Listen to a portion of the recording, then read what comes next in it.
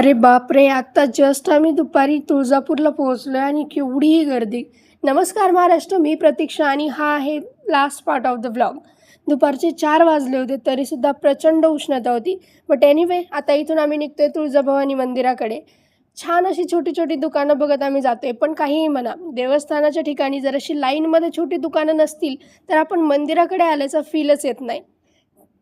आता चालत-चालत खूप लांब आल्यानंतर फायनली पोहोचलो. कसलीही गर्दी, मी तर फर्स्ट टाईम आले होते. असो, ज्या मंदिरांची बांधकामं जुनी असतात ना, ते सगळ्यात सुंदर लूक देतात, जसा या मंदिराचा आहे. तुम्ही गर्दी बघू शकता किती आहे. आम्ही साधारण 5 वाजता वारीला लागलो होतो आणि थेट 9 वाजता दर्शन झाले. पण एक गोष्ट मला खूप जास्त आवडली, ते म्हणजे इथल्या सुविधा. प्रत्येक फ्लोअरवरती वॉशरूम्स आणि पाण्याची सोय होती. अशा सुविधा जर महाराष्ट्रातल्या सगळ्या देवस्थानाच्या ठिकाणी झाल्या, तर दर्शनाला येणाऱ्या भाविकांना कसलाच त्रास होणार नाही. आता दर्शन घेऊन निघतोय परत. मी तर बाबा पहिल्यांदाच आले होते. तुम्ही आलात का याआधी कधी? कमेंट करून नक्की सांगा.